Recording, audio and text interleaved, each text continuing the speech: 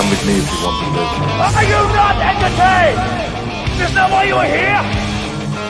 Zip, don't think scared. Ho, ho, ho, Merry flicking Christmas. How's everybody doing? Can you believe Christmas is just only 7 days away? The most magical, mystical time of the year. And before we get to that magical, mystical time of the year, I think we can all just hunker down and wait for cinema's biggest achievement, the last big blockbuster of 2023, which is known as Aquaman 2. So I can't wait to see that in a few days. That's a blatant lie, but how are you guys doing? Welcome back to a brand new Flick Pick live show, and we can talk about movies or whatever you guys want to talk about, because I'm just some weird guy wearing his underwear and a sweater with a 9-year-old boy's face on it and a shitty Santa hat that I bought at Walmart for $7. So here I am, and thank you for coming back to look at me in all of my glory. I know. It's a sad sight, but here we are. All right, let's dive into some questions here. The first one is going to be from Gilliam LaBelle. Hey John, started binging Always Sunny in Philadelphia. Can't believe it's been around for almost 18 years. Easily my new comfort show. So funny. Day man. Yeah, I've never really watched Always Sunny in Philadelphia. I've seen a few episodes, but never really got into it. I have a friend who loves the show. He's always convinced me or tried to convince me to watch it. And he says that I remind him of the character Mac from the show.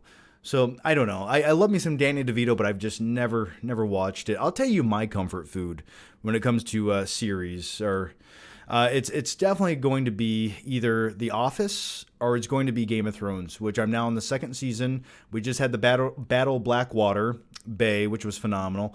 I love it, man. Game of Thrones. Ugh. That's my go-to show whenever I want to eat food and I don't know what to watch and I don't want to scroll through 14 different streaming services. I just click Game of Thrones. That's my happy place. And Brianna Tarth, I want her to protect me. All right, the next one comes from Batjax, who says...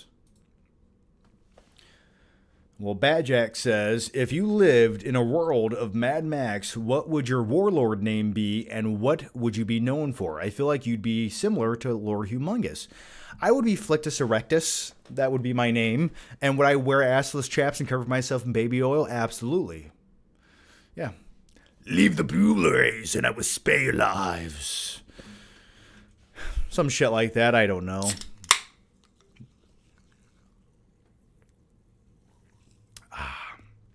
I am looking forward to Furiosa, though. Are you guys?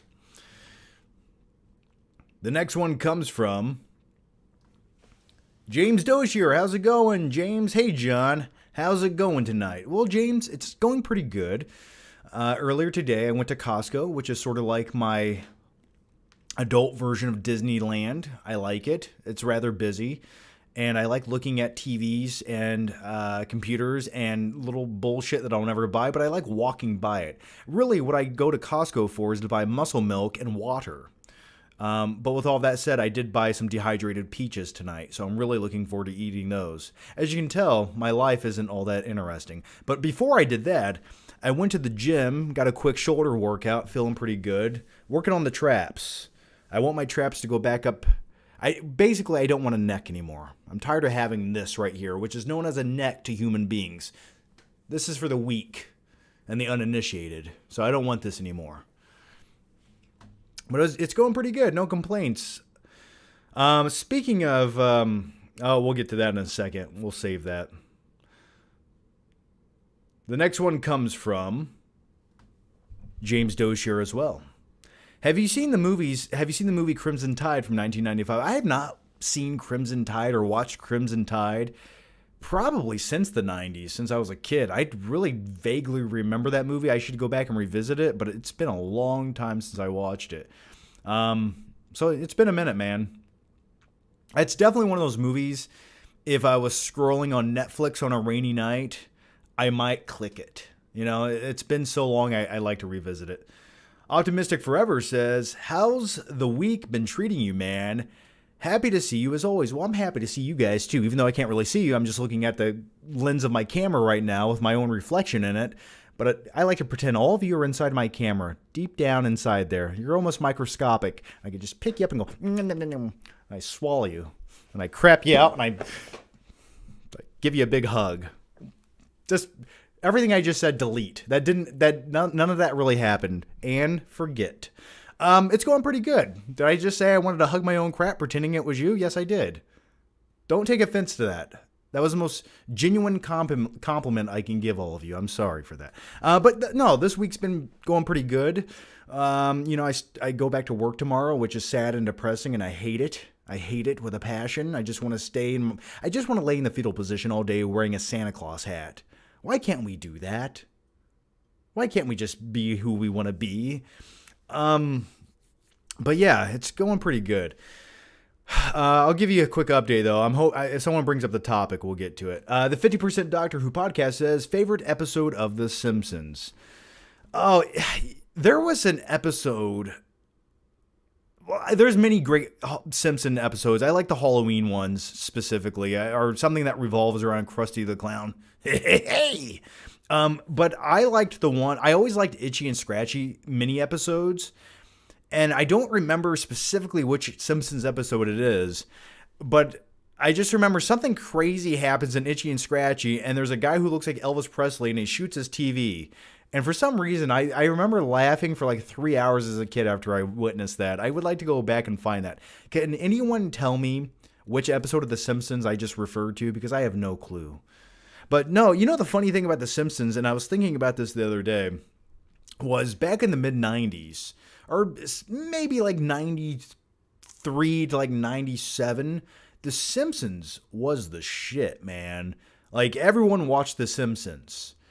And come to find out, The Simpsons still airs on a weekly basis. And I have not met anyone in the last 15 years who have acknowledged The Simpsons, have said that they still watch The Simpsons, or have referenced anything that have happened in any of the episodes of The Simpsons in the last 20 years. Do you know anyone who watches The Simpsons? I do not. Does it come on Sundays on Fox still? Where do you find this show? No one talks about it, but it keeps being produced. It's released. They spend money on this. Who was watching this? Does it still have an edgy sense of humor? What are they talking about anymore? I have no clue. I would almost like to go rewatch The Simpsons at some point, maybe the most recent episode, just to see what's happening.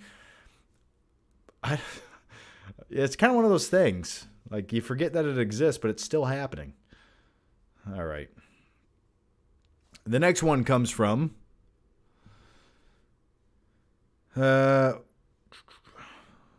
I'll try to dive into the normal chat as much as I can. Oh, okay. Chris Solomu says, so did you watch Wonka? So I put out a tweet earlier, and people get so mad on Twitter, or X, or whatever you want to call it. It's just, people do... If you don't like anything on Twitter, I'm just going to call it Twitter. If you don't like anything on Twitter, people get mad at you. Like, you have to like everything. If you make a post, you have got to be positive on Twitter, because people are fragile. Okay? You have to placate to them. You have to have a disingenuous smile and lie through your teeth and just tell them that you like everything. And then they'll go, oh, I like everything too. And then you'll really get to no conclusion in life or figure out anything, and you can't have any different opinion than anyone else because you all have to say the same thing. So when it comes to leaving thoughts and opinions on X, I don't know why I do it, because I guess it's fun to me. I just know someone's going to get mad at me. Like, you can say you like the worst movie ever made, and you'll have a cult following that somehow find this post and go, well, actually, John, and then they'll try to correct you on everything except for saying that they like the movie too. But then they'll dive into like 18 movies that you didn't like from 7 years and go and say, you don't like anything. And you go, no, I like movies. Just, I like good movies. Then you have to have an argument that goes back and forth. And usually I take the time when I'm taking a dump to respond to most Twitter comments. I find that's the best time and place to do such things. But going back to your comment here, I did watch the first 37 minutes of Wonka.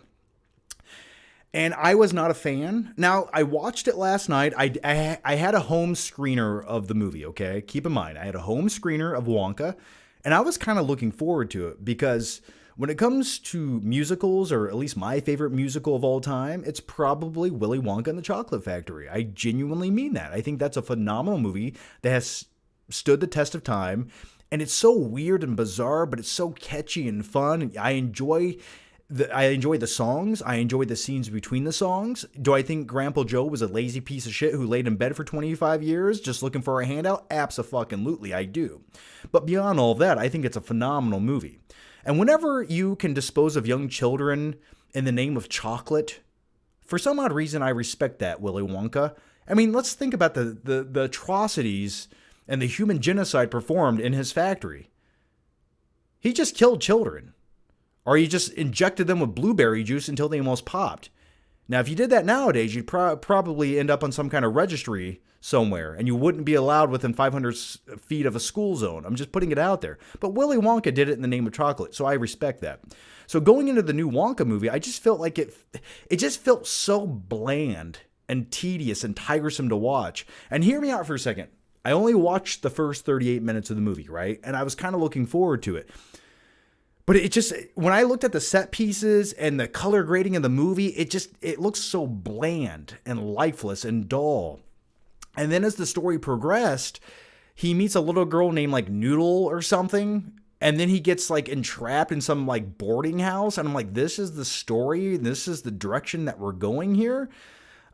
And I don't know if it's based on some kind of novelization or something that exists somewhere. It could be, I don't know. But there was a scene early on where he's trying to present his new wonderful chocolates to the Times Square or whatever the fuck it is, the city folk, and he opens up this box and all of his chocolates start flying around, and you're thinking, oh my God, like even if that chocolate tastes like battery acid and horse piss, I'd probably buy it because it's flying chocolate. But then everyone just goes, yeah, that sucks. And no one appreciates that literally chocolate was flying around. What does it take to impress people in the 1920s? Like, it baffled me. And then that scene just abruptly ends and we go to the next thing. And it just, all the characters don't feel real. And I don't latch on to anything. Keep in mind, once again, I'm 38 minutes into the movie. I will finish this. But watching the movie made me tired. It literally made me fall asleep. And my fiance, she loves musicals. One of her favorite movies of all time is The Greatest Showman. And I looked over at her and I was like, do you like this? Like, do you think the songs are catchy or interesting or the choreography is fun? And we both just kind of went, no, it's not. Like, there's nothing memorable thus far in this movie. And we're 3 songs in and none of them stand out. It just feels like they have this musical dance number on like a concrete sidewalk and the sets are boring to look at. And then it just ends and we go to the next thing. Like, they're not like going to the rooftops, doing backflips, singing around. Like, there's no, what I'm saying is I just want children to be massacred and I need a little girl to be just jacked up on blueberry juice before she pops. And I want them to roll her out of the scene. So I don't know. Maybe the movie gets better. I just thought the first act really was, I was like, you're trying to sell me on this new Wonka and I'm trying to get there, but you're not giving me much. And I know some people are saying Timothy Chalamet is a really good young Wonka, and I think he's fine. I don't really have any major problems. I don't know. He's a very overly optimistic character, and I get how he becomes this like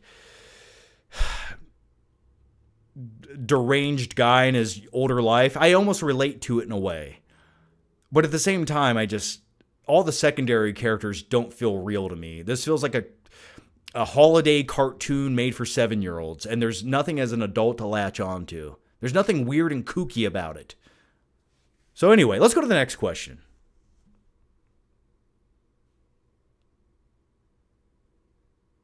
Yes, I understand that was his competition saying that they thought the chocolate was gross. But what about all 700 other people in the square seeing the flying candy? You don't think a few people were like, I don't care what this fucking dude says. I'm going to buy the flying candy. Like, it just... I don't think it was presented well. I don't think it made a lot of sense. But then again, it's a movie about a guy who makes chocolate that flies around. Who gives a shit? Who cares? You're not going to remember this movie in 2 weeks. All right? Let's go to the next question. The next question is, Bruce Cook says, will Aquaman 2 drown in Amber Heard's shit? Yes, probably. I don't know. I don't think it's going to do well. But then again, let's be honest. Aquaman 2, the reason I think this could be successful for DC in comparison to something like The Flash, which keep in mind, I liked The Flash. It's almost a guilty pleasure at this point. I think Aquaman can be successful because if it releases to overseas audiences, right? People in China and Japan, they like crazy aquatic shit with like fish and squids and stuff under the sea. Anything with tentacles gets their juices flowing. And I understand because it gets my juices flowing as well. So I think it'll do well overseas just because of the spectacle. And plus the Aquaman movies kind of feel like live action anime at times, in my opinion, slightly. Or at least the last Aquaman movie kind of felt that way. So I think it'll do well. Plus it's coming out in the dead zone at the end of the year where no one has anything better to do. It's Christmas time. We don't want to be at home with our families. No. We want to go out and do something where we don't have to talk with our family members and just look at a screen for 2 hours. And plus with Christmas break and that, I think the movie will do well because there's really nothing else to see this holiday season. So I think the box office might be strong for Aquaman 2. Now, do I think it's going to be a good movie? No, I do not. It looks really, really bad. But I will see it. All right, the next one comes from... you guys are killing it tonight. All right, let me talk a little faster here. I answered this, got that.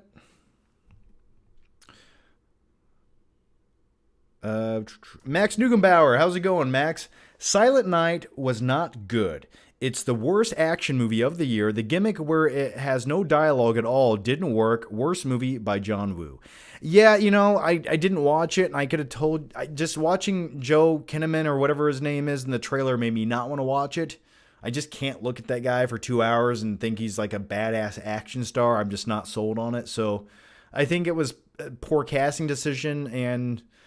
it's one of those movies I think if you release something like that directly to Netflix, people might watch it, but I definitely won't leave my house to see that movie.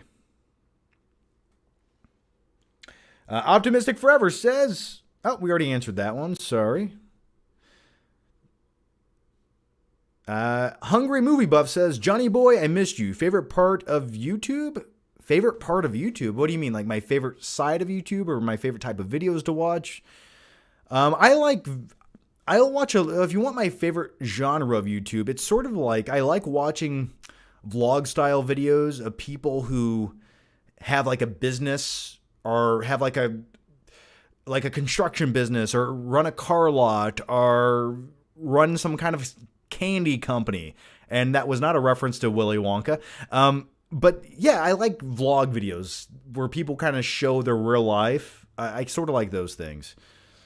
But if you want my favorite part of YouTube, if I had to pick my favorite aspect of YouTube, it's definitely the live streams. I wish when I started YouTube, making live content was where it was now, because I think that's what I would have done all along. And then we finally got to a place where live streaming on YouTube was good and useful, and there's a lot of tools. So yeah, if I could have done live streaming back in 2010 when I started YouTube, I would have done 99% of live streams throughout the years. The next one comes from, and by the way, Hungry Movie Buff, I missed you too, man. Bruce Cook says, nope, already answered this. Chad, did I answer this? Okay, Chad Hagen says, what movie theme would you do for your wedding? Oh, you got to do the Back to the Future theme. You got to do the Back to the Future theme. Come on. Not the theme, but here, we'll play a little bit of it right here. Come on. The power of love. Let's play a little bit of this shit. YouTube, don't you copyright strike me. You sons of bitches. Okay, we'll just wait for this ad. Okay. Oh, we'll just wait for another ad from Mucinex. Okay, here we go. Come on.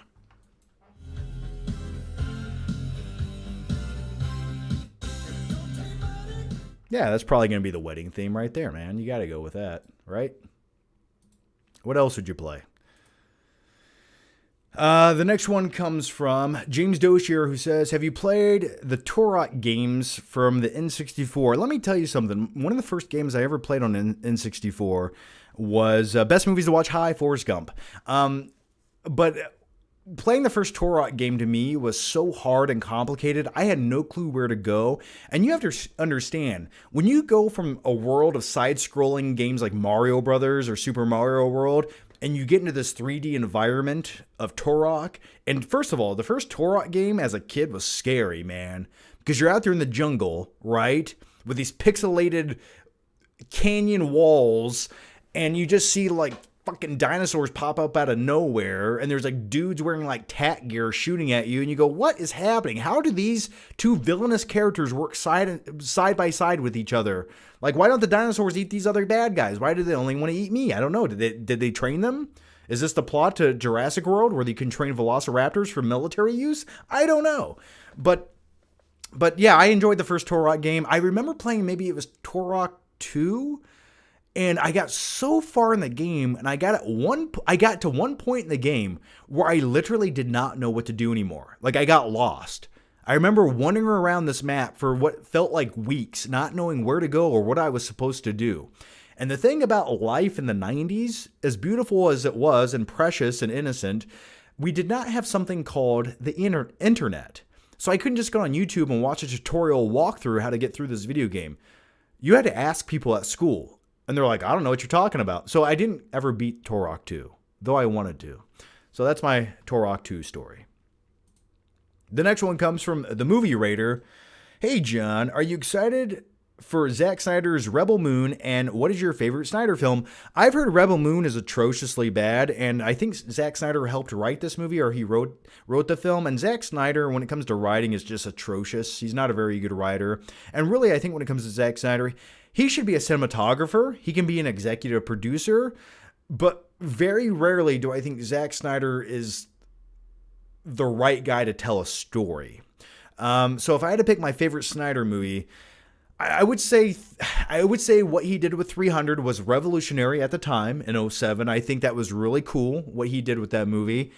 Does that stand the test of time? No.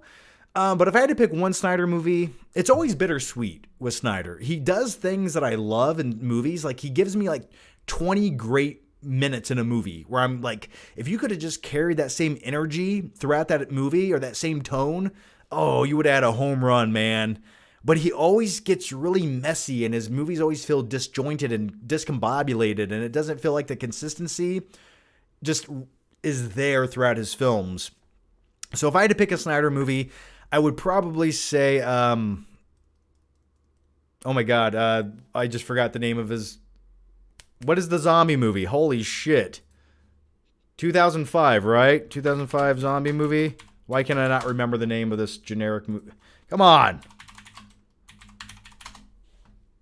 Dawn of the Dead. Oh my God. I could not think of the title Dawn of the Dead. Yeah. I would say Dawn of the Dead is probably the best overall Zack Snyder movie. I did like what he did with moments in Watchmen.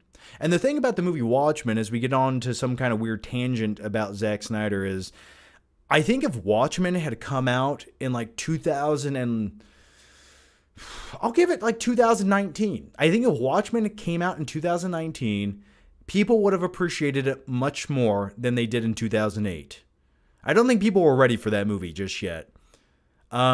Especially, I think Watchmen would have been a better movie to come out when superhero fatigue was at an all-time high than before it really started. So yeah, I think there's moments of Watchmen I really like. I mean, I'll be honest with you. There's moments of Batman v Superman where I like it. I like that movie. And I'm like, oh, you kind of got it right. And then it cuts to something else where I'm like, you got it so fucking wrong. What are you doing? It's just bizarre to me. Like the workout scene with Bruce Wayne training in the Batcave, getting ready for his fight against Superman. And I'm like, oh, this is cool. And then it just cuts to Jesse Eisenberg eating red Jolly Ranchers. And I'm like, no, you didn't know. Why'd you do this? So those are my thoughts on Zack Snyder. The next one comes from Batjax, who says, got any new 4Ks to show us? I do. Maybe. I don't know.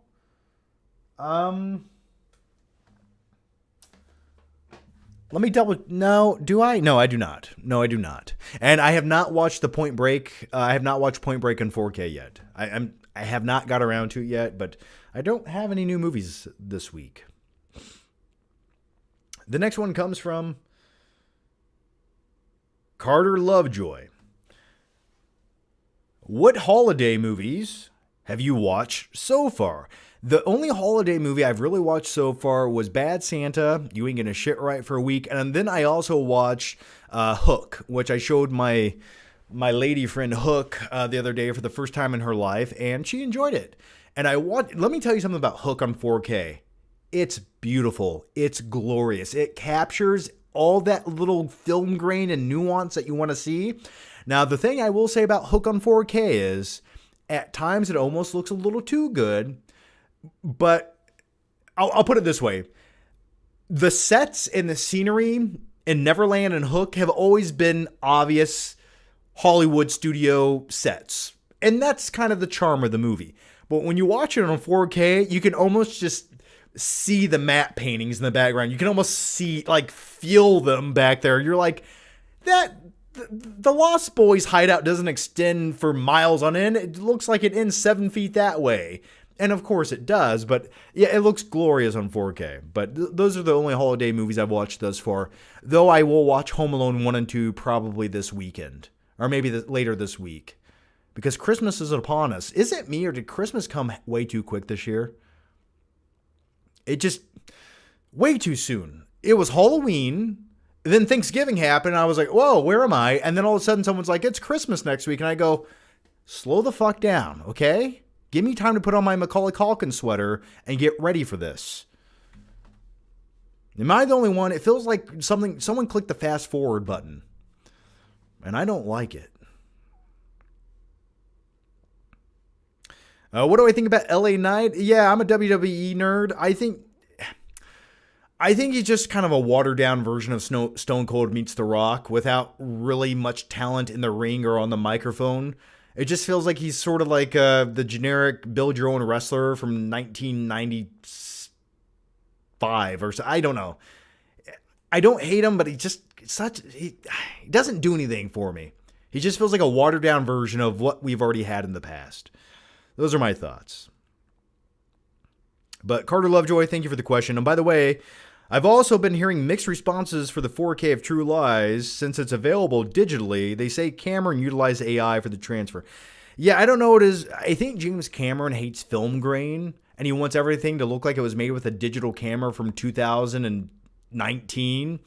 I don't know what it is with the guy. He wants to get rid of film grain in all of his movies, and I wish I could grab him by his fucking ears and say, James Cameron, first of all, stop wasting your time on fucking Pandora and make good movies. And secondly, I like the film grain. It adds a little, it's like the movie's always dancing, spiritually speaking. You know, there's that film grain is what captures all that nuance. That's what I like. It feels like art to me when I see film grain. And to get rid of that and just extinguish it from history is, I think, a sin against humanity, if you ask me. So yeah, when you try to clean up the film grain on 4K transfers, I don't know why they do this. I think it's just because new generations of people are really stupid and they don't understand what film grain is. They think everything should look like Red Notice on Netflix, all digital and flat and glossy and kind of dull and dry looking with some very artificial CG backdrop that clearly doesn't look good, but we just accept it for what it is. So I would say that's maybe why he's doing it. I don't know. That's just my theory. But then again, what do I know? The next one comes from Will H, who says, John, there's a special place in hell for obnoxious moviegoers. If I could fill up a hot bucket of... Okay. Let me rephrase this before I get canceled. What I would like to do with obnoxious people in the movie theater is I would like to go out to the lobby and ask for the hottest, freshest popcorn butter there is and fill up a bucket all the way to the brim. I'm talking all the way to the brim, where you walk with that shit and it splashes over, and every time it hits the ground, it goes sss. And then what I would like to do is just walk in there, and if someone's talking or texting on their phone, just take that hot bucket of butter and just dump it on their fucking head, man. Here's a crown of butter, you filthy son of a bitch. I'll see you in hell. Ha ha ha! Imagine the scene in Game of Thrones where they melt the gold and put it on the Queen of Dragons' brother or whatever his name. What was his name? It doesn't matter. Imagine that scene, but in the movie theater with hot butter. Is that too much? I don't think it is. You have to set an example with society, okay? And everyone who sees that will understand. You don't talk in the theater. This is a place of worship. You do not speak. Okay, it's just a joke. I'm just kidding, guys. I'm just kidding. No, I'm not. Okay, the next one comes from Dirty Mike, who says, plan on seeing Poor Things. Emma Stone has some raunchy sex scenes and is my favorite to win an Oscar. I have not seen Poor Things. I think you're the only person I've heard talk about it. I have not seen it, man, but I'll look into it. You sold me. All right, the next one comes from Night King 01, who says, John, considering Aquaman 2 might be an abomination against humanity, can I direct you to Reacher Season 2? It's awesome, actually has writing and main character with charisma and isn't an idiot, but I'm morbidly curious about Aquaman. Same, I'd like to see Jack Reacher. I like the dude in Jack Reacher. He looks like he should play an action star of sorts. I mean, someone was talking about a rumor going around that he could be cast as the new Batman. And I would almost go so far as to say that dude is too big and buff to play Batman. Like, give him Bane, but Batman, I don't know. He's almost too big for the role. And that's really saying something. Will H says, John, we already answered this. Avery A says, how long would Night King 01 last in the frontiers of Gaza? I don't know. But he likes John Woo movies, and that's what counts. Rex says, what are your plans for Christmas this year? I don't know. Keep it simple. I'm definitely going to wear this. Probably go to my family's house, and then my fiance's family's house, and drink a lot of bourbon. I think that's the plan. Just drink bourbon and watch A Christmas Story and let little Ralphie shooting his eye out soothe me to sleep.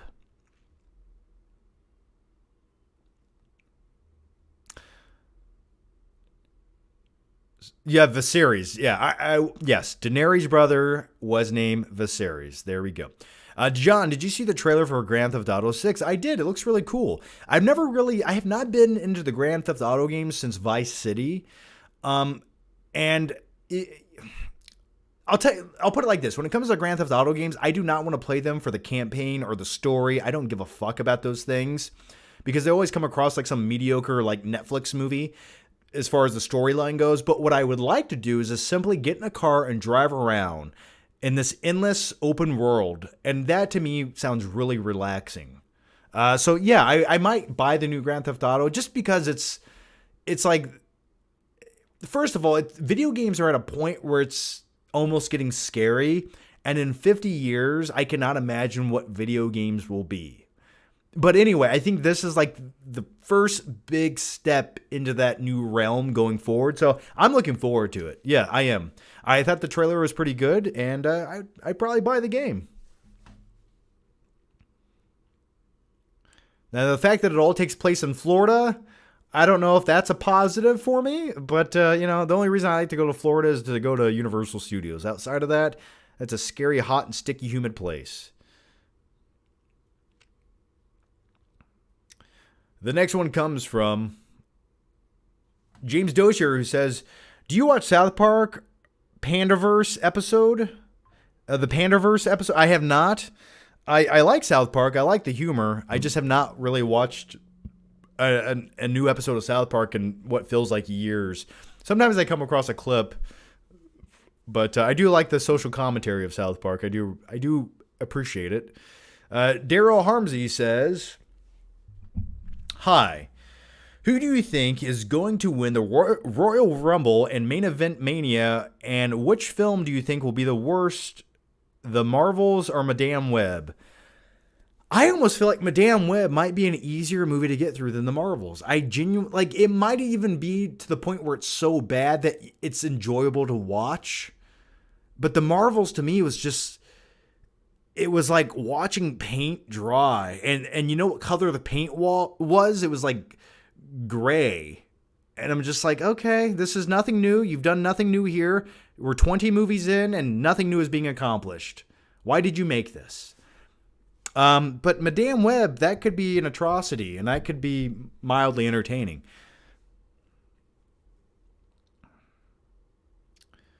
The next one comes from A Clue, who says, have you happened to see Divinity this year? Weird-ass movie? Divinity? Is it Divinity? Divinity? I have not. Oh, and by the way, going back to the first question from Daryl, I don't know. I could see CM Punk winning the Royal Rumble. I could see Cody Rhodes winning Elimination Chamber, and I could see Cody Rhodes has to beat Roman Reigns at WrestleMania this year. It's got to happen. Okay, Gus Babington says, I got married last month. Well, congratulations, man. Advice I will give is find enjoyment while planning. There are a lot of things to consider, other people's opinions. Any decisions you two make will be worth it in the end. See, the thing about me and getting married is I would just like to elope somewhere on a tropical beach and just have a good time. I don't need 700 people I don't really ever talk to come look at me, and then we have to feed them. And plus, for me, I hate going to weddings. I hate them with a passion. I hate the whole concept of it. I hate sitting there watching people for 7 hours. They always get so drug out. I'm like, a wedding should be 23 minutes. I say I do. We eat some cake. You can play some music, and then we go home. That is it. But we did find a wedding venue last week. It's a nice place. It's like it's on a golf course, which is nice. So yeah, I'm looking forward to it overall. I mean, I'm just gonna drink a whole bunch of bourbon and let the day take me away.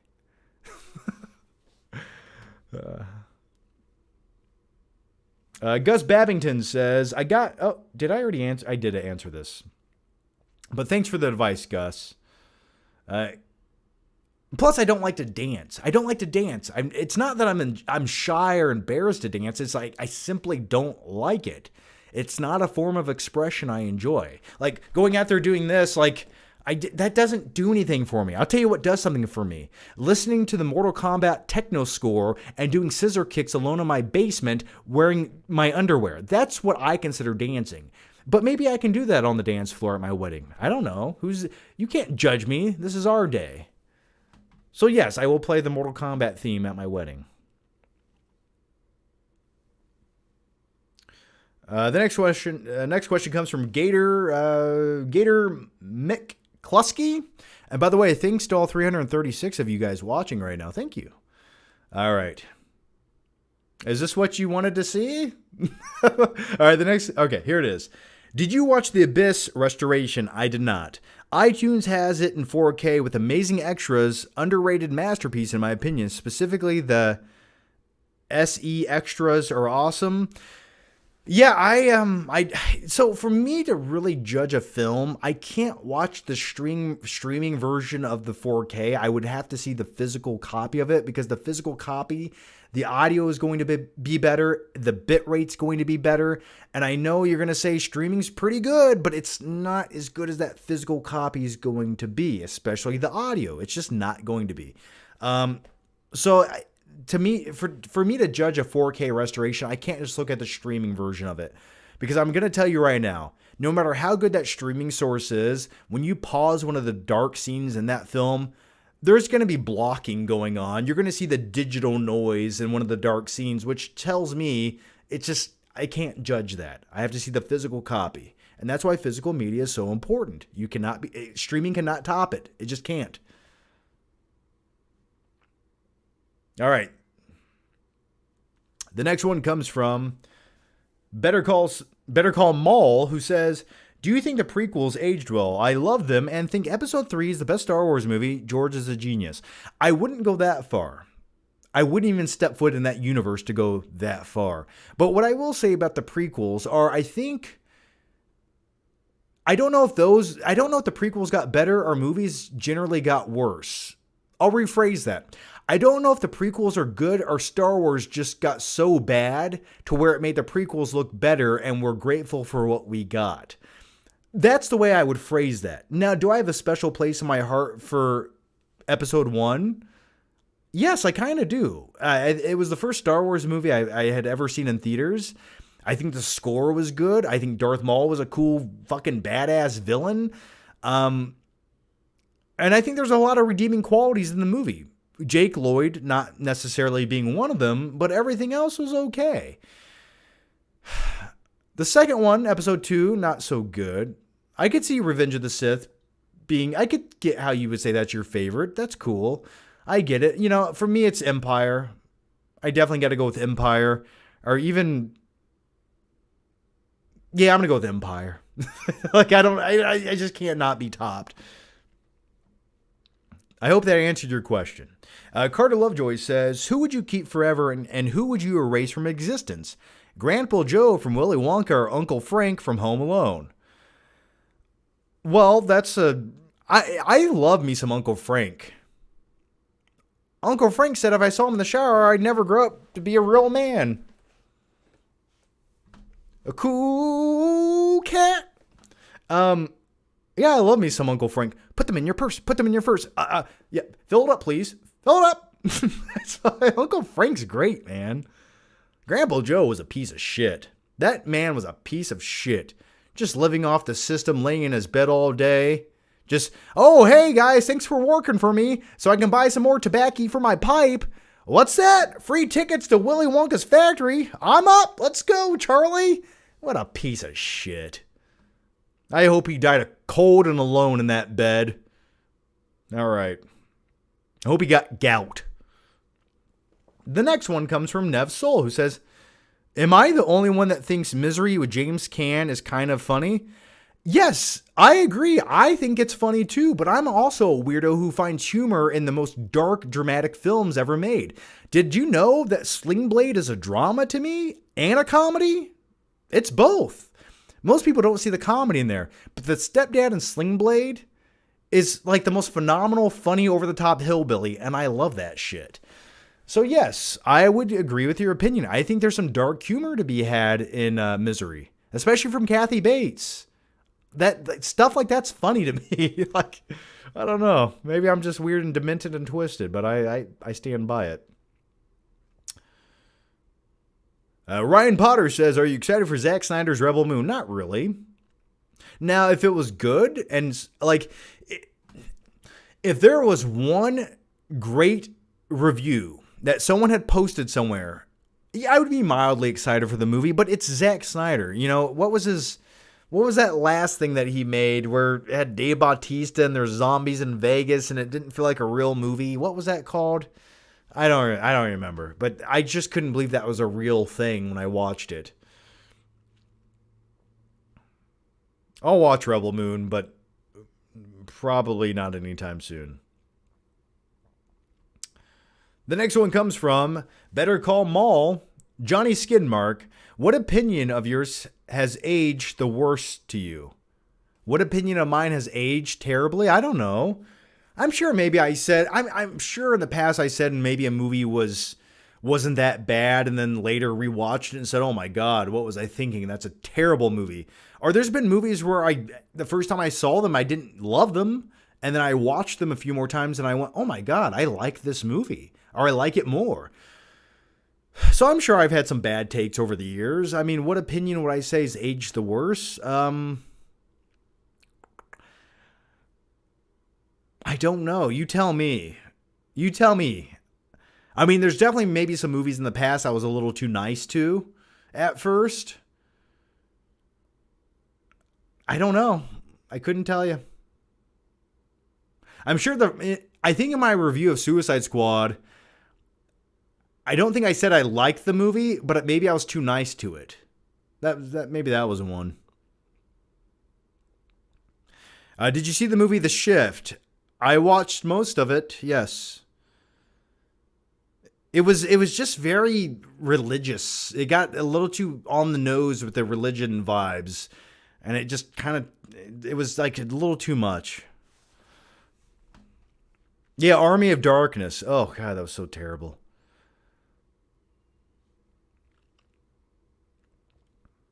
The next one comes from Faisal Haiti, who says, are you doing a top 10 of 2023 video? And which film you think is guaranteed in your list? Oh, I will say the Iron Claw is definitely in my top 10 of this year. Definitely. I would probably put The Holdovers in a top 10 of the year. Coming in at number 10, I don't know, but just because I like controversy and I like to be a little crazy and edgy and diminish all credibility as a guy who talks about movies on the internet, I would almost put The Flash at number 10. And I have all the right reasons to do so, but I would put it in there because I know some people are going to say it's the worst movie. I want to put it in my top 10 because I would genuinely rewatch it on a rainy night 5 years from now if I could not find anything else to watch. But I would definitely say Iron Claw is up there in my top 10. But there's a few movies I have not seen this year yet that I need to get to. And the thing is, this year I've seen a lot of movies that are just blah. You watch it, it's like I don't hate it. I don't really enjoy it. I'm not going to remember this movie in a week. But it's like sad that it gets to a point where I kind of have to like shove those into my top 10 of the year. Here's a movie that I thought was okay. Because it's one of the better 10 movies I've seen this year. So will I do a top 10 this year? Probably. Or I'll just make a video called My Favorite Movies of 2023.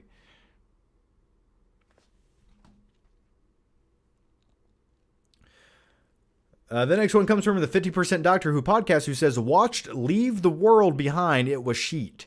I have not seen it, man. Ryan Potter says, will people of the future master collective lucid dreaming, and will it become the future's version of movies and video gaming? I hope so. You know, I'll tell you what, if I could just plug a wire into my brain, and keep in mind, I want to plug a wire into my brain.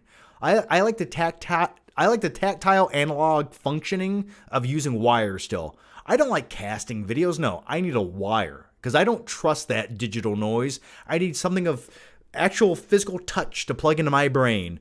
And I just want to, maybe in the future, what you can do on ChatGPT is you can make your own movie, right? Okay, ChatGPT, I want a movie starring Keanu Reeves about bank robbers in 1991 who wear president's masks but just want to end the liveless summer. Yes, I am describing Point Break 1991. Yes, I am.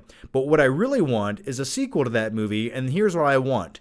And then maybe ChatGPT can formulate some kind of like visual representation of what that movie is, and I plug that wire into my brain, and now I can live that movie through ChatGPT. I think society's going to be going that direction one day. I really do. It might take about 100 years to get there, but I think it's going to happen. Because I feel like I could type a better movie on ChatGPT in 10 minutes than some of the shit Netflix spends $250 million on now. Maybe do you disagree? I don't know. I think that's where they're getting their scripts. ChatGPT. I want a movie starring Rock and Ryan Reynolds. and they do stuff. And then 12 seconds later, it gives you the screenplay to Red Notice. All right, the next one comes from Ryan Potter. Oh, sorry. Ryan Potter comes back again. Xmas come too quick, premature decoration. Ooh, that's a good play on words. Oh, that's a good one. All right.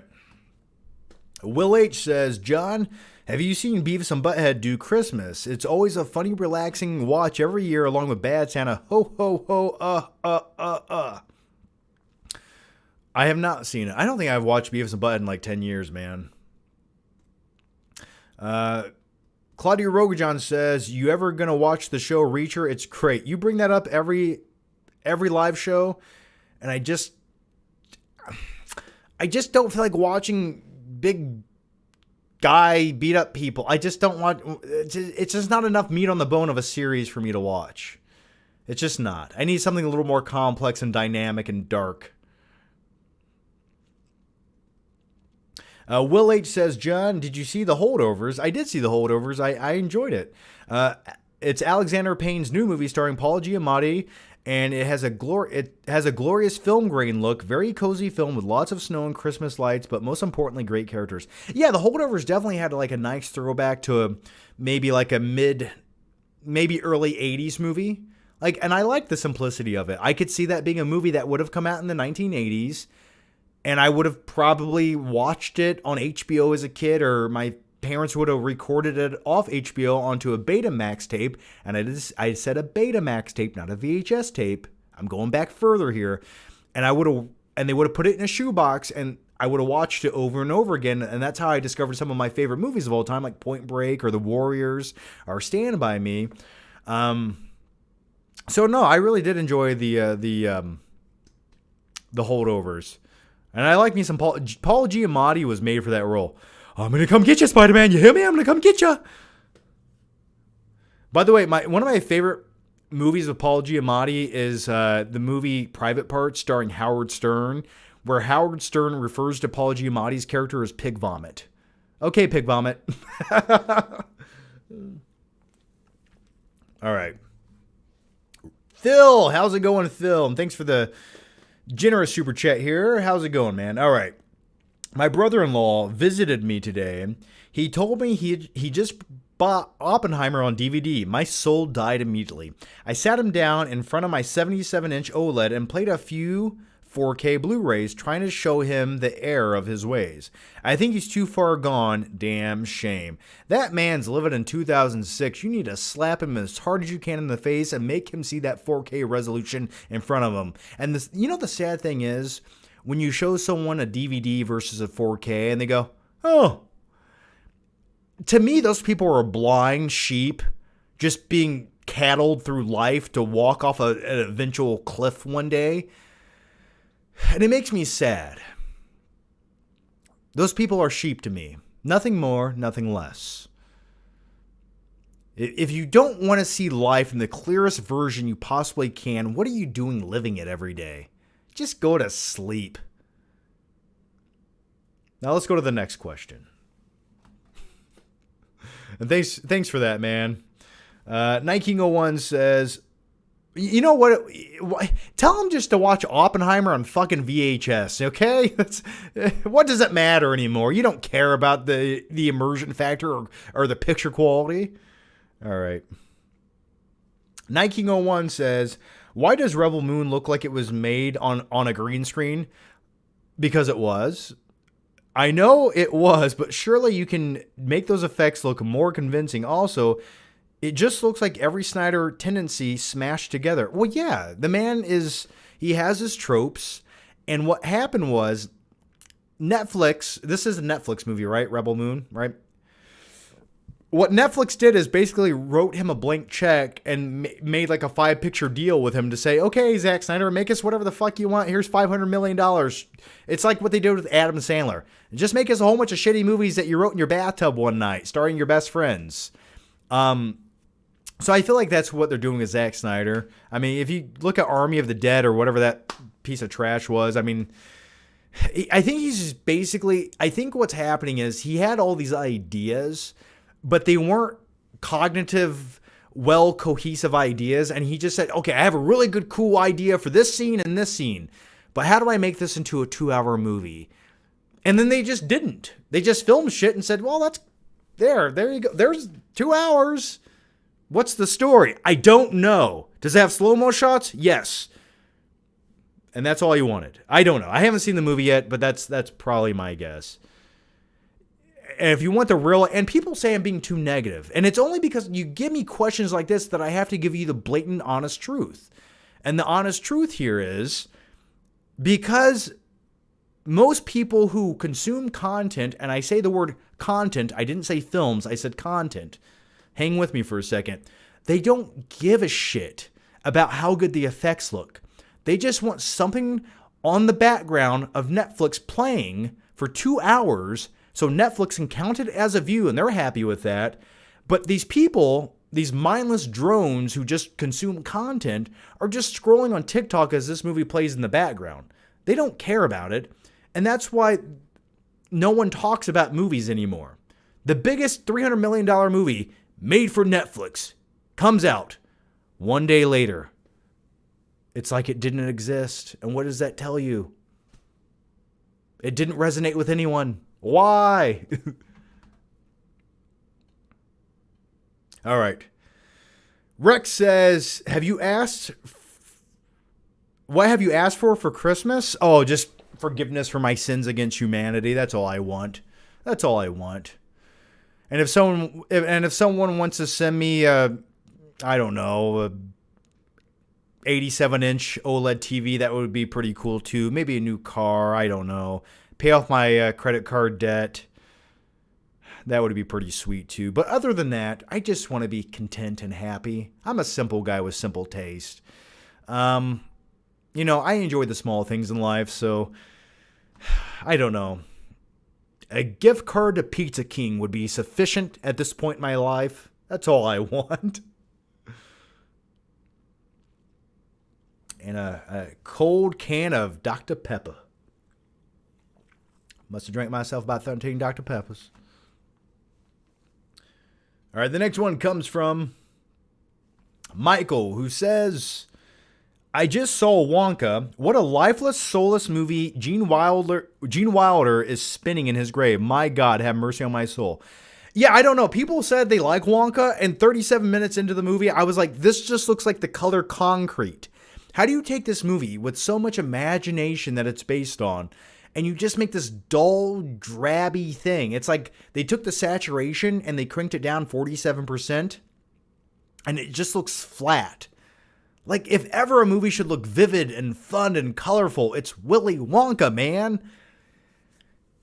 I don't know. Adam Gregory, official, says, have your thoughts for Spider-Man 3 changed? No, I still don't like it. I still don't like it. What is that, 16 years later? I don't like the movie. I think it's really bad. I think everything about it's really bad. It just looks like an obligation movie. I feel like even the director himself, Sam Raimi, would say it was kind of an obligation movie because the studio got so heavy-handed in changing the story for the sake of appeasing masses with making Topher Grace fucking Venom. And by the way, whoever thought Venom would look like he weighs 187 pounds in a Spider-Man movie? But yeah, we got it. We got CrossFit version of Venom. And it just, I don't know. What do people like about that movie?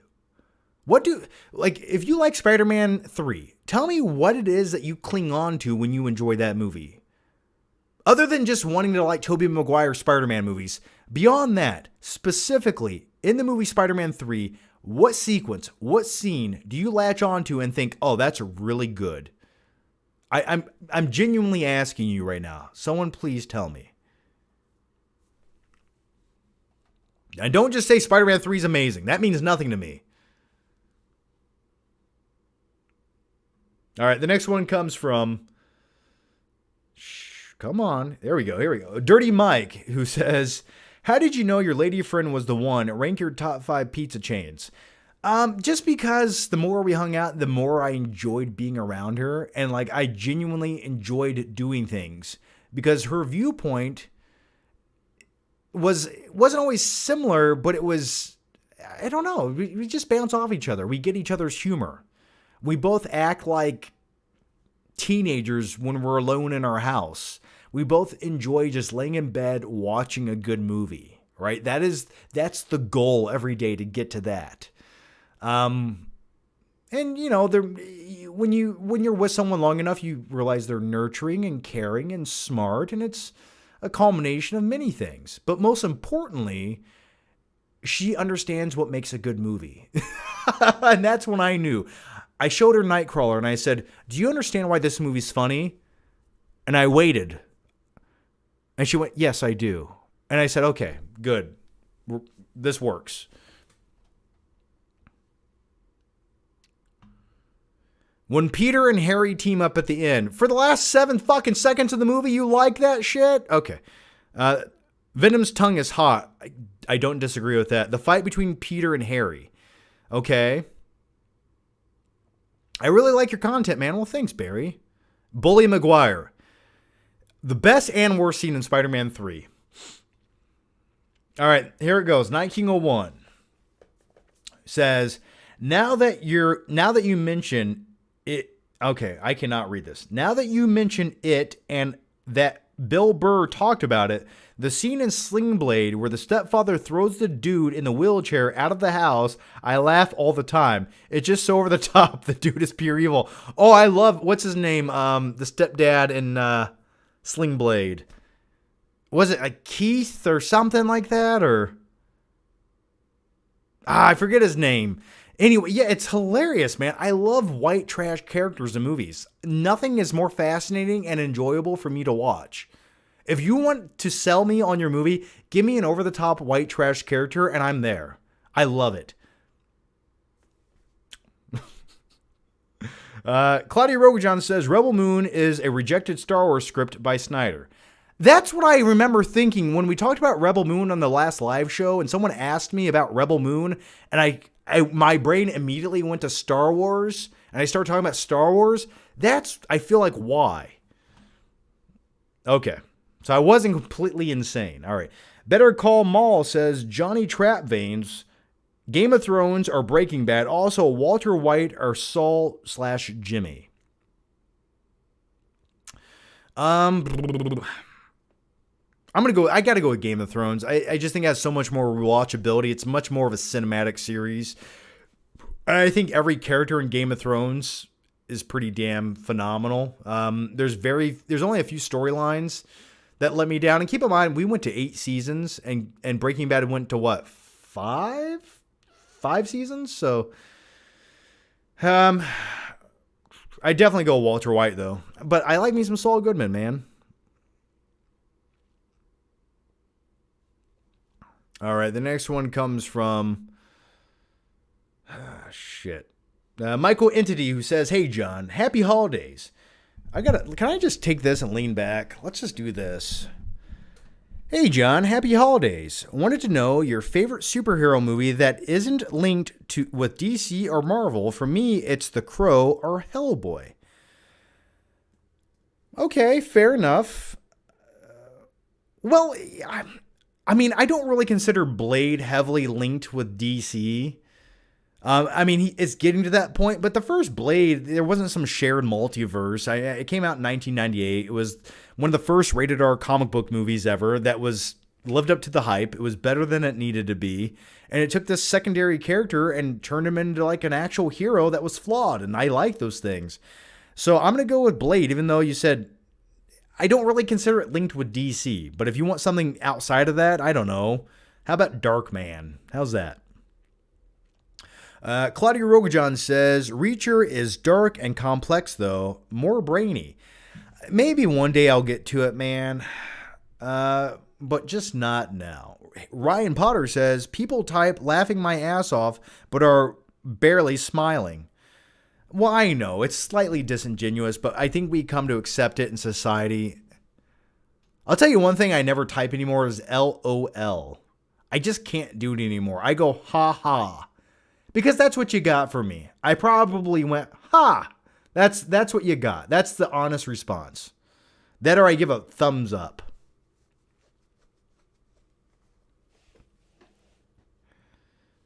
All right, the next one comes from Cole, who says, "What's up, John? Fort Wayne Menards employee here. Seen you shopping a few times, but figured it would be way too awkward to run over and say hi." Have you? I'm in Menards all the time for my job. I'm there all the time because I have to pick out certain shit for people's houses. So Cole, which location? Are you on East or are you on Illinois Road? Let me know, man. I'll tell you my favorite thing to do in Menards, though, because Menards is a home improvement store that sells furniture as well. Most of them do, but Menards sells massage chairs, and my favorite thing to do is walk over to the massage chair, and I just sit there for like 47 minutes. That's my favorite thing to do in Menards. Loop Shoop says, "Hey, John, I'm listening to you while delivering pizzas on a cold night. It's a vibe. Keep up the great work, man. I just have one question. What's in the bag? A shark or something?" Well, thanks for that, man. I'll tell you what. I was also in your position for many years. I delivered pizzas. And for many years after that, my car still smelled like pizza. And every time I close my eyes, I can still smell it. And I miss it. I really do. Some of the best times of my life, man, was driving around in a blizzard, delivering pizzas at 11 o'clock at night when there was 9 inches of snow on the road. The city was shut down, but my stupid, dumb asshole manager kept us open because, I don't know, she was an incompetent moron. But beyond all of that, it was fun. It was really enjoyable just to listen to CDs. And keep in mind, I did say CDs because this was like 2007, 8. And driving around. And this was also before like GPS was a thing. So I had like a physical little paper map that I had to find people's houses on. I'm driving around with 12 pizzas in my back seat, going 90 miles per hour down the road in a blizzard, delivering pizzas. And it was glorious. So enjoy these precious moments in your life, and thank you for watching. Michael says, "I think Zack Snyder artificially creates his stutter." Does Zack Snyder have a stutter? I never pay attention, really. Love said, "John, I never said thank you." And you'll never have to. Have you seen The Departed? Yes, I've seen The Departed. Come on.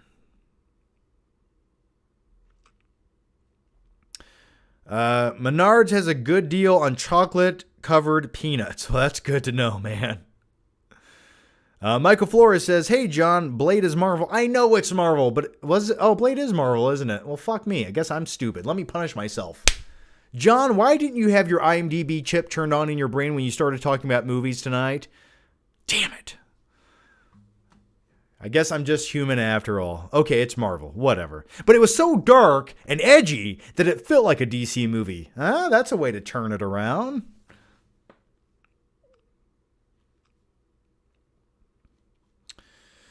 All right, the next one comes from William Smith. "I was 15 when I started watching your videos. I am now 23 and leaving the army."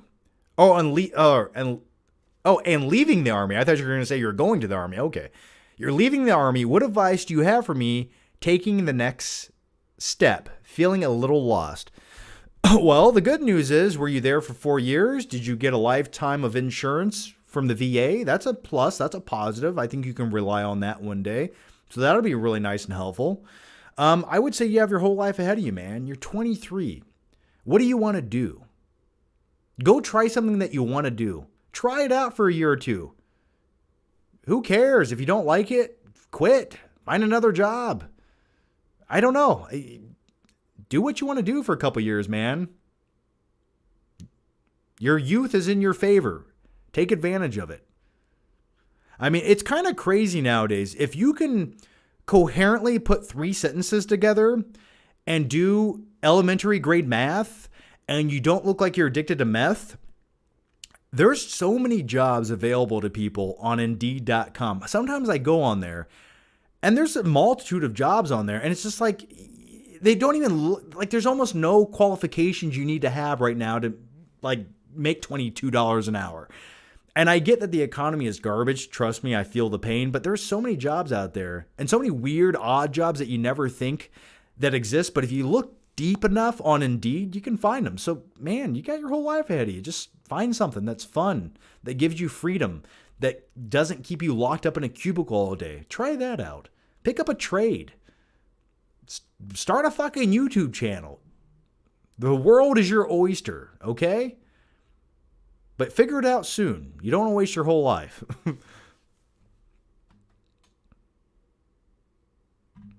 And that's coming from that's the advice of a guy in his underwear right now wearing a Santa hat. So there you are, who bitches and complains about movies because I'm just so negative. It's not that I'm negative. I just want good movies. All right. Saran O'Shea says, "Hey, John, what's your favorite single location survival movie? Mine is 127 Hours and Buried with Ryan Reynolds." You know, I would probably go with something like Castaway if I had to pick a single location survival movie. I know he goes a few different places, but I think Castaway, when he's alone on that island and I can hear the wind blowing and he's just trying to make a fire, that almost relaxes my bowels to an extreme degree that I quite enjoy. Am I the only one? Maybe that's a weird thing I shouldn't have shared. But anyway, probably Castaway. 127 Hours, I quite enjoy, and I rewatched it for like the second time a few months ago, and I enjoyed it more the second time I watched it because I was doped out of my mind on gummies, and I've gotten to a place in my life where I now question my own mortality on a daily basis because I just feel like life is getting really short and quick the older I get, and I miss the youth of the past and watching the Mighty Ducks on my friend's basement floor, eating pizza and playing Zombies Ate My Neighbors. But anyway, beyond all of that, what was the question? Oh, yes. Yeah, I'm going to go with Castaway. Because talking to inanimate objects is something I relate to. But also, if you watch 127 Hours, I mean, the guy's arm is trapped between a rock and he still jerks off. I mean, you got to get... I mean, hey, we've all been there, haven't we? All right, the next one comes from Claudia Roguejohn. Oh, sorry, let me go back to this question. Adam Gregory Official says, "I grew up watching Spider-Man 3. I guess it's nostalgia. I think the Sandman scenes look cool. Love your videos. Hope all is well." Well, thanks for that response. I can respect that. Listen, if I tell you I don't like a movie and you tell me why you like a movie, I will say, okay, I get it, man. That's cool. But I'm still going to stand by my original viewpoint. I think Sandman in Spider-Man 3 was one of the laziest, sloppiest villains of all time. And I'll tell you why. I know there's an emotional side there where he's sort of like this flawed villain who has to do this for his daughter. But at the same time, the way he becomes the Sandman is he's just running through a field and there's 17 scientists looking at this bucket of sand with lasers around it, and there's cameras pointing at it. And then during the 3 seconds that he falls into the sand pit, everyone's like, "What's happening? Oh, let's turn on the device." And it's just, I hate his origin story, I guess. It feels so lazy. Anyway, let's go to the next one. Cole says, "I work in the building materials department on the Illinois Road West store. Seen you lounging on the massage chairs, comfy as hell." Well, that's cool to know, Cole. Next time I'm in there, I'm going to find you, man. But definitely come say hi. Give me a high five or something, man. Tom Hernandez says, "Congrats on your engagement. Does she watch your videos?" Yes, but I tell her she's not allowed to watch my live streams when I'm doing live streams. You can watch them after the fact, but not during. It's just weird to me. I can't... It's too much. I can't handle it. The weird thing about me is I could speak to an audience of 1,000 strangers, but if you put me in front of 10 people that I know, I cannot present. That's the thing about me. Maybe that's odd. I don't know. Tom Hernandez says, we already answered this. Well, thanks, Tom. Claudia Rogajan says, last thing I'll say about it, but Reacher is mainly a detective show with action sprinkled throughout. It's like Sherlock Holmes, but he can break you in a second. The show is a lot more intelligent than the trailers make it to look. I get it, man. I can dig that. I'm just at a place in life right now for me to dedicate any amount of time beyond 2 hours to something. And keep in mind, it's a series, so that's like 9 hours I'm gonna have to watch this shit. I'm very picky nowadays about what I dedicate time to. It better be phenomenal. Like, I will give anything a chance, but if it doesn't sell me, I'm done.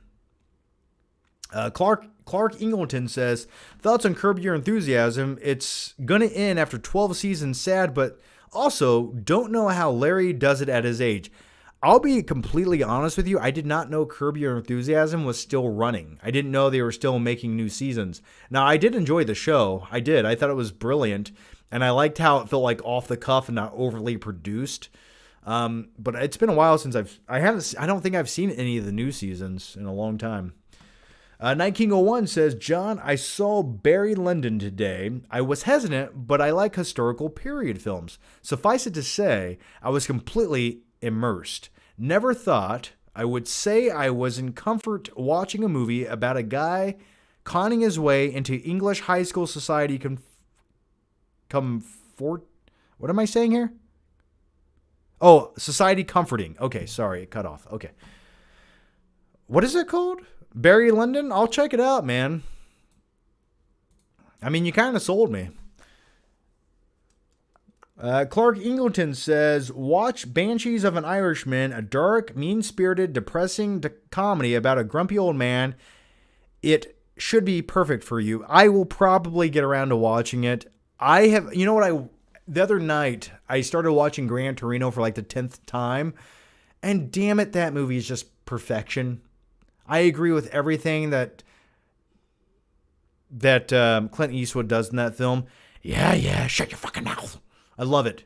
Shut the fuck up.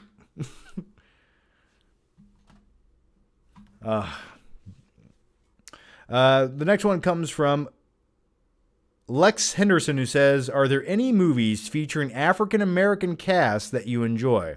Well, watch House of Magical... Whoa. I have not seen that. But anyway,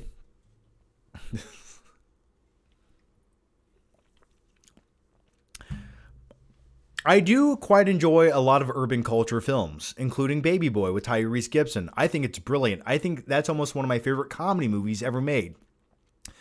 Also, I like Friday. I like Menace to Society. Hell, I even like fucking Juice with some Tupac, man. Those are a few of my favorite movies. I quite enjoy... Boys in the Hood would be another one. But I would say, like, Baby Boy. Me and my friends always reference Baby Boy. Oh, you knocked over my fork. Ain't my son. I'm a cook. I'm a clean Jody. I love it, man. Oh, Hustle and Flow. Now, that's another great urban culture film. I fucking love me some Hustle and Flow. Yeah, me and Skinny Pete go way back. It's good stuff, man. Tommy Bullard says, just finished Sopranos. Did you like it? Oh, Baby Boy. Oh, and Baby Boy, when Ving Rhames comes up behind him and chokes him out, wasn't for your mama, we'd be on lockdown, boy. Like, I just love that shit. Or when he's out there making Kool-Aid, butt-ass naked.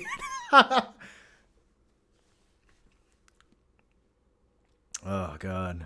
All right, the next one comes from... what? Rubiant M. Amin, who says, hey, John, been a fan since 2011. Did you see Godzilla -1? I have not watched it yet. I watched it on IMAX, and it was really good. I highly recommend. Yeah, I get it. I've said this before. I just have to be in the mood to watch a Godzilla movie. You get what I'm saying? Like, no matter how good it is, it's big monster smashing things, and hopefully the humanized characters have something interesting to do, and it makes me give a shit about them being stuck in this situation. That's fine. I just have to be in the mood to watch that certain movie. and I'm just not there right now. But I do want to check out Godzilla -1. I will definitely watch it before I make a top 10 of the year list. Who knows? Maybe it'll make the list. I'm hoping it does. Tommy Bullard says, just finished The Sopranos. Oh, we already answered that. The Sopranos are phenomenal, man. My least favorite season was definitely the last one, and I don't like the season where one of the characters are in a coma. I just think it's kind of boring. But other than that, great show. I love me some Paulie. Harold Holland E says, hey, John, do you know if your 9-to-5 coworkers watch your videos, or do they not ask about your YouTube antics? I think a lot of people I work with know I do YouTube. I don't know if they specifically watch it. Some of them are aware of that I do it, and I kind of explain to them, like I took a break from YouTube to do this, my now 9-to-5 job, which I'm slowly hating it every day more than the day before, but that's a story for another time. But yeah, I think the majority of people I work closely with know I do YouTube. Do they really care? I don't know. Maybe not really. I don't think they're really hardcore YouTube enthusiasts by any means, but yeah, I think they know. Claudia Rogajon says, funny you mention it. I just watched Baby Boy for the first time. Even though I had some problems with it, I still enjoy it. I wish Snoop Dogg was in it more, though, because he was hilarious. I also never knew Ving Rhames was that big back in the day. Scary. Ving Rhames, man, he was jacked back in the day, man. Marcellus Wallace. Does Marcellus Wallace look like a bitch? Then why you treat him like a bitch? All right. Let's go to the next one here. And by the way, if you guys are YouTube members, chime in right now. I'll read everything you guys type in the chat here. Bruce Cook says, Barry Lyndon is a Stanley Kubrick film extravaganza. All right. Is Dr. Pepper Zero Sugar really Dr. Pepper, or is it Dr. Shit? No, I love it, man. I don't drink normal soda. I have not drank normal fructose injected soda since probably 2014. And going back to drinking normal soda now is absolutely revolting to me. It tastes like I'm drinking glucose. It tastes like I'm drinking thick syrup. I'm like, how is this refreshing to anyone? So I actually like Dr. Pepper Zero Sugar. I think it tastes better than normal Dr. Pepper. It tastes less thick, but more refreshing. Tastes like Dr. Pepper to me, man.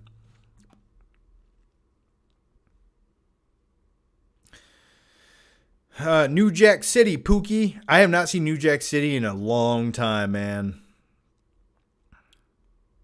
All right, the next one comes from... Do I listen to Jim Corvette's podcast? I do not. I'm a weirdo. I mostly listen to wrestling podcasts, or like really that's it. I try to listen to some movie podcasts, but I always find like a host. Okay, let me rephrase this.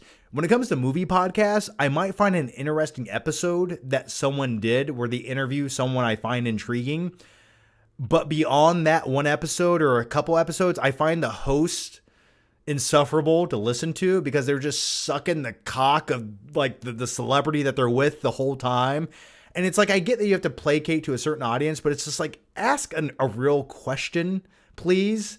It's just like, yeah, so Zack Snyder, I love all of your movies, including all the shitty ones. So how did you, like, it's just like, come on, talk to these people like real people. Don't talk to them like a fan. Talk to them like you're interviewing them. Give me the good, the bad, and the ugly. I want it all. Jim Cornette. Yeah, I was like, who's Jim Corvette? Is that a podcast about cars? Yeah, Jim Cornette. I do listen to Jim Cornette. I love him, man. Like, I don't care what anyone says about him. He's hilarious. He reminds me of like a kooky uncle that you would love to see at Thanksgiving time. That's why I like listening to him.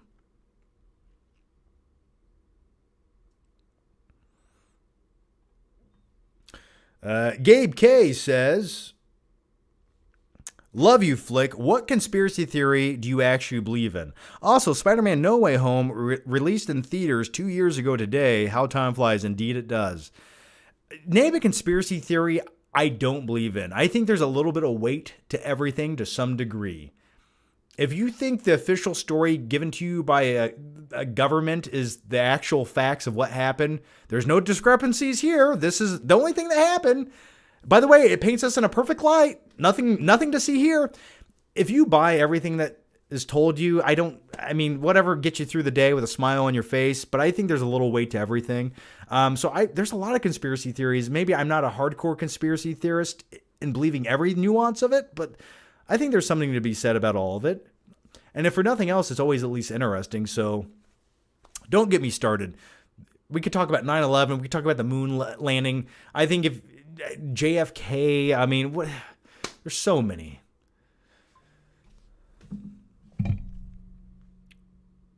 Okay. They're listening to us right now. The next one comes from, and by the way, thanks for the question, Gabe K. Skylar Wheelock says, why are Christmas movies always about dads who don't spend time with their kids? It's not a Christmas until Joe Pesci's head catches fire. That's very true. For some odd reason, though, the Christmas movies where the father doesn't spend enough time with the kid, don't we all relate to that in some sense? Or maybe I do. But those are the best Christmas movies. But the character arc is always the man. The father finds a way to reunite with his family and become the dad of the year. It's always the case. And for that, I appreciate it.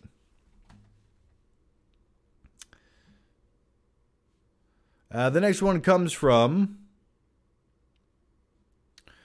I'll just read. Let me go to the normal chat over here. Bruce Cook says Barry Lyndon is also very long, like Gone with the Wind long. Is it? Next one here.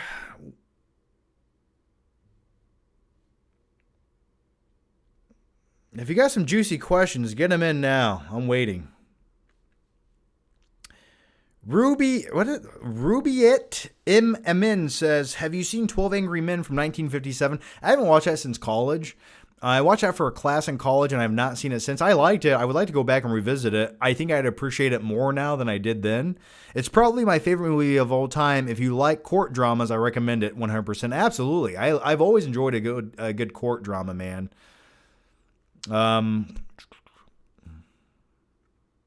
Like A Few Good Men, or the Rainmaker, for example.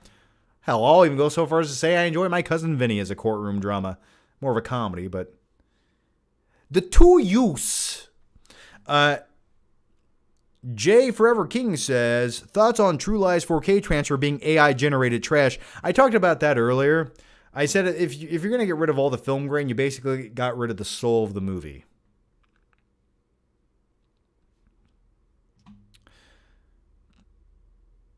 Thoughts on Superman Returns? I watched it once, or I've watched it a couple times.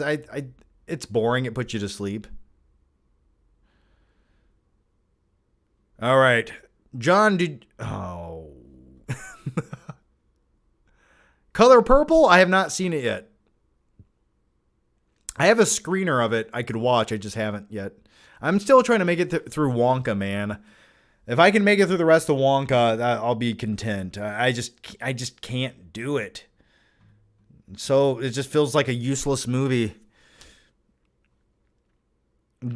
Did you like the movie Glass? I think Glass is an entertaining enough movie. Is it definitely an underwhelming conclusion to Unbreakable and Split? Yes, very much so. But I liked it for the most part. If for anything else, do I consider it a good movie? Maybe not, but do I think it's an entertaining movie? Yes. It really just falls apart in those last 15 minutes. It's like M. Night Shyamalan just couldn't resist. He's like, okay, how do I destroy this? Oh, I know. And then he did it. John, favorite Travolta role for you? Oh, probably Vincent from Pulp Fiction, or maybe Broken Arrow. John Travolta's villainous role in Broken Arrow, just because he's chewing up the scenery so much. Or hell, even John Travolta in Face Off. Ooh, I'm good looking. It's just, people don't talk like that. Like, only John Travolta can talk like that and get away with it. Oh, The Fanatic. Yeah, obviously The Fanatic is his best performance. I hope Freddy Krueger chops off your head and it rolls in the street and a truck drives over it. It's fucking great. Do you wish you were in Waterworld? I wish I could drink my own... Okay, how do I say this? Do I wish I could drink my own urine and go sailing all day and wear leather pants? Yes, I do. But beyond all that, I don't know, man. Waterworld kind of looks sad and depressing. Because I just don't want to be on a boat that often. I don't know. I don't know if I'd want to be in Waterworld. I'd rather be in, like, the wastelands of, like, Mad Max over Waterworld. But, favorite Nick Cage role? Maybe, the funniest one for me has always been Bad Lieutenant, but favorite Nick Cage movie? I don't even know I don't know how to pick that. I really don't. Have I ever sat down and thought about my favorite Nick Cage movie of all time? I don't know. I'd be hard pressed to pick just one. I think overall the best Nick Cage movie is maybe Matchstick Men or Lord of War for me. I think it'd be between those two. I did watch The Iron Claw. I've talked about it 5 times in this live stream, and on the last one, I specifically said it's probably my favorite movie of the year. I quite enjoyed Iron Claw. It was really good. It's nice to see a real movie again. Yeah, Iron Claw was phenomenal. Go watch it. If you want a real drama, like that feels like a real movie, go watch it. And it's based on a true story, so it's even that much better. The next one comes from Skylar Wheelock, who says, John, is The Shining a unofficial Christmas movie? It has snow and a family trapped together until they want to kill each other. Sounds like Christmas movie to me. Hell, it sounds like Home Alone to me. Yeah, I guess you could qualify it as a Christmas movie if you wanted to. I wouldn't, though. Bruce Cook says, I thought the funniest Nick Cage movie was The Wicker Man. I barely could get through that. I know people want to say it's like this hilarious bad movie, but it's just so bad it's hard to get through. I don't see very many redeeming qualities. Just watch the 7-second clips on YouTube. I mean, that's all you need to see from that. All right, I'm going to answer just a few more questions, so here we go. Let's get a few more in here. That's what she said. Claudia Rogajon says, hey, John, your hate for Venom in Spider-Man 3 is valid. Yes, he's comic accurate, but comic Venom, to me, was never really that interesting anyway. Ultimate comic Venom is a different story, far more interesting and complex. Just angry guy hates Spider-Man. Pretty much, he summed it up. You got it. For me, a lot of Spider-Man villains are really boring. I'm going to put it out there. I think the majority of Spider-Man's villains are kind of like one note. It's all based around some science accident, and now they're crazy, and they just, I don't know. There's very few Spider-Man villains that I think that are phenomenal. They kind of all just feel one-dimensional to me. Do you guys? I don't know. Do you? What? Who cares? Comic books.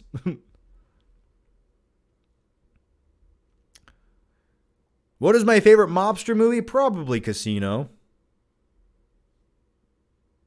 Have I seen After Sun? Let me look.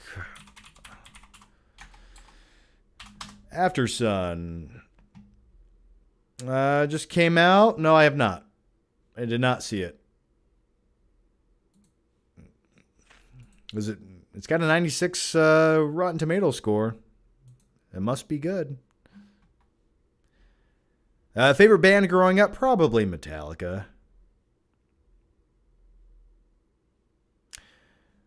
All right, I'm gonna answer like one more question. I'm gonna wait here till a good question arrives. I will sit here in silence and drink my Dr. Pepper until I see a question so fit to be the last question of the live show.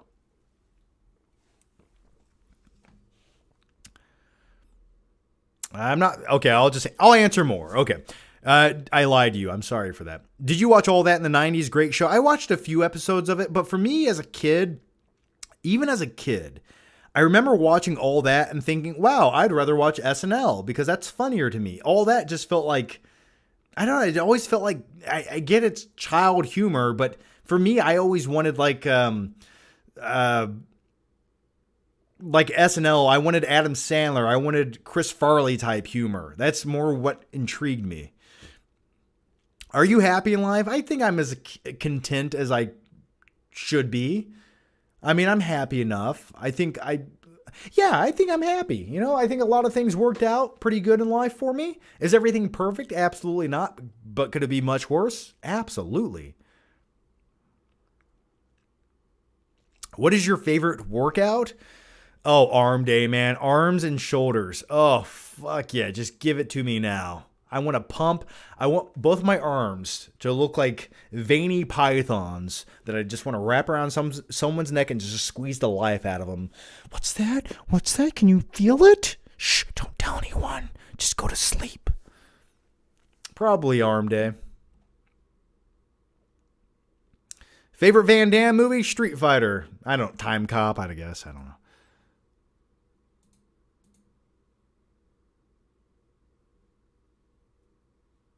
Oh, get out of here. Okay. John, would you direct a Batman film, and who would you cast? Yes, please. I don't know if it'd be a good Batman movie, but I would direct a Batman movie. Who would I cast to play Batman? I don't know. I'd have to scour who... I definitely have always enjoyed a slightly middle-aged Batman. I don't want him too old. I don't want him to be ready for retirement next year, but I like my Batman version to be... He's been doing this for like 4 or 5 years. He's a little battered and beaten up. That's the version of Batman I've always enjoyed. Who would I cast? I have no clue at this point. I don't know. I'd have to look. I haven't really put much thought into it. At one time before Ben Affleck was cast for an older Batman, I actually thought Josh Brolin would have been a really good casting choice.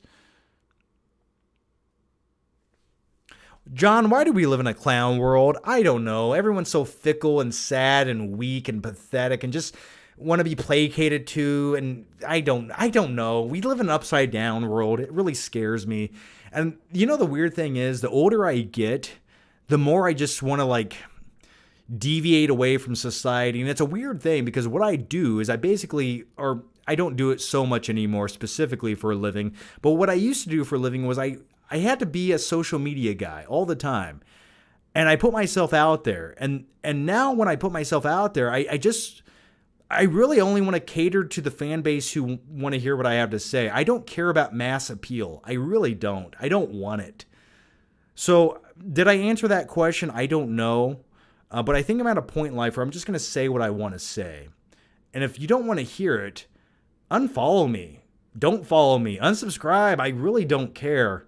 I would rather have a smaller audience who understands it than a larger audience who never will. And those are my internal thoughts from me to you. Let's go to the next question here.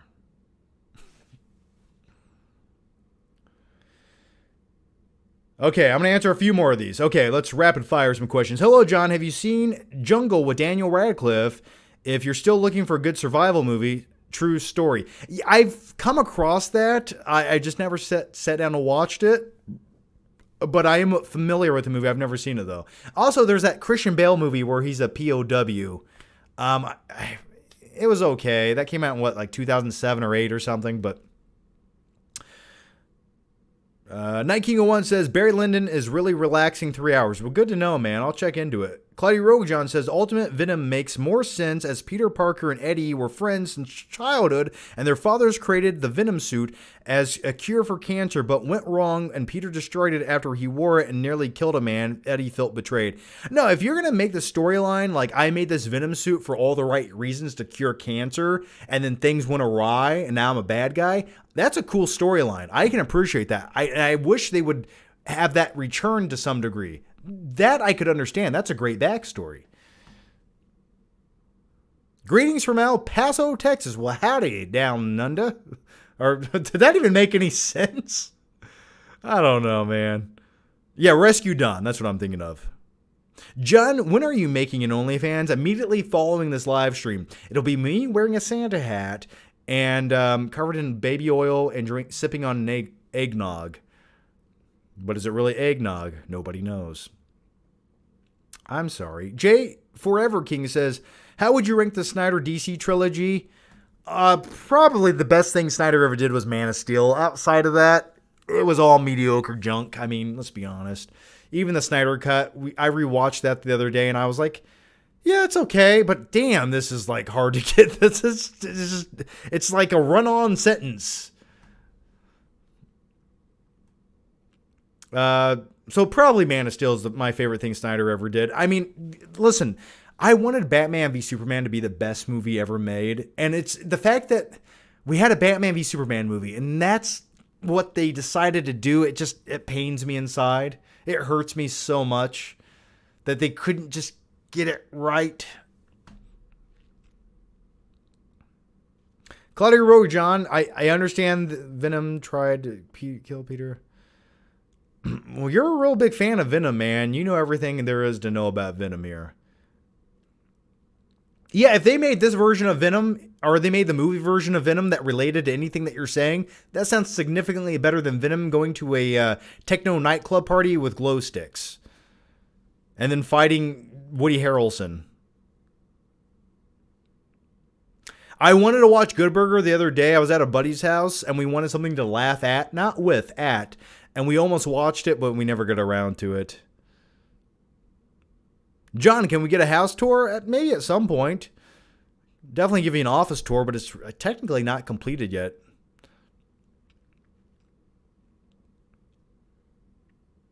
The warehouse scene in Batman v Superman, though. Yes, and it's little glimmers like that where I go, Zack Snyder, you got it. You did it, man. You made it like a live-action Arkham game. And then, like, it cuts to something else, and you go, no!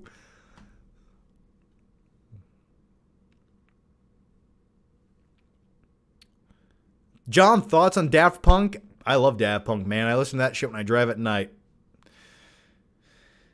All right, I think I'm going to wrap up the live show right here. We've been talking for like an hour and 40 minutes. What do you think about the upcoming Final Destination film? Listen, the Final Destination films have become more like Universal rides than movies.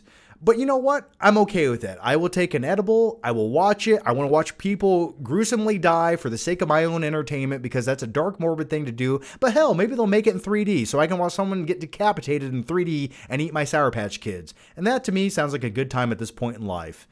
So yeah, I would be looking forward to a new Final Destination. Now, if they actually try to make them more like movies like the first one was, I think that would be pretty cool too. Have you watched The Shield? I have not. All right, guys, I'm going to wrap up the live show here. I just want to say thank you guys for joining me once again. Christmas is next week. I will try to do another live show like next Friday.